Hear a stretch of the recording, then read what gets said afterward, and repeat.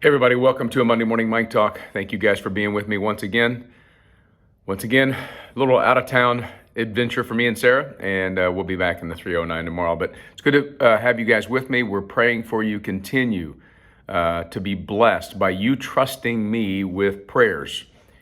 You are my flock, and I'm so honored to be your pastor. And so I'm praying for you, and just keep those prayer requests coming at songandsword.com and or DM us on our Instagram at Song and Sword. We'll take care of it. Man, I sound so techie and impressively smart, don't I? Not really. God bless you guys. If you missed it yesterday, I hope that you'll go to Song and Sword and you'll tune in for the sermon about the Good Shepherd.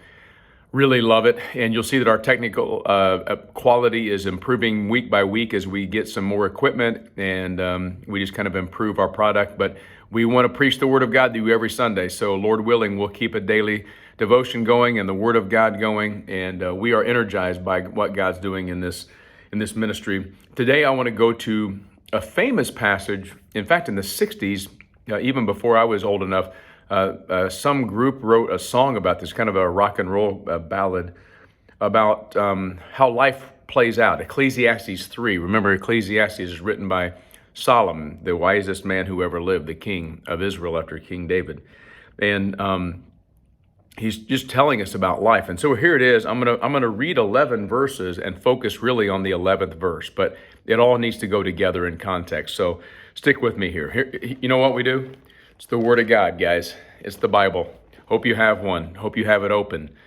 And if you're driving, I hope you're not reading that. I hope you're listening. But anyway, here we go. Ecclesiastes chapter 3, verse 1. For everything there is a season and a time for every matter under heaven. Time to be born, a time to die, a time to plant, and a time to pluck up what is planted. Time to kill, and time to heal.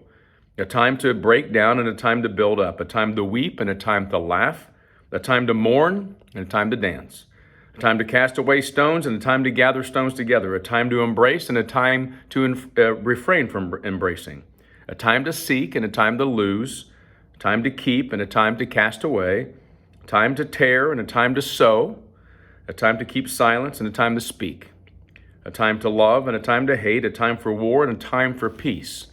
What gain has the worker from his toil? I've seen the business that God has given to the children of man to be busy with. He has made everything beautiful in its time. Also, he has put eternity into man's heart, yet so that he cannot find out what God has done from the beginning to the end. I want to pay attention to that little phrase there in verse 11. God has put eternity into the hearts of man. When you're trying to figure out life, because life can be and has been for all of us. And if it hasn't yet been, you're just young and it will eventually be there for you. Life is all of this stuff. Everything there is a season, the wise man says. There's opposites. There's life and there's death. Babies are born, people die. There's times for peace and there's times for war. There's times for, yay, life is awesome, and there's times for life is sad. And all of those extremes back and forth, that's just kind of the way it is here as we live out this life on earth. What the business that God has given to the children of man. And and Solomon says, the writer of Ecclesiastes says, he's made everything beautiful in its time. And the reason is because God has placed eternity into our hearts. The way that we make sense of all of this back and forth extremes on earth as we live out our human existence, the way this all comes together is that there is a God who's placed eternity in the hearts of man. And if you're on the wrong end of these you're on the end of time to die, time to mourn, time to tear down, instead of time to rejoice and time to live and time to celebrate life, time to embrace. If you're on the negative side of these times in your life, then here's the hope you have in Jesus Christ, that God's placed eternity in your heart. The reason that this world sometimes just doesn't feel alluring or good for us is because our hearts were not made for this place. Our hearts were made for an eternal place and reality with God. And that's possible through Jesus Christ. I want you to think about this today. Everything that happens in your life, there's a time for everything. There's a season for everything, and God will make everything beautiful in its time. But the ultimate reality for you today is that eternity is in your heart.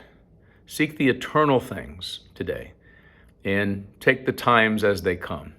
God bless you guys. I hope you seek eternity with me today. Happy Monday. Let's go this week.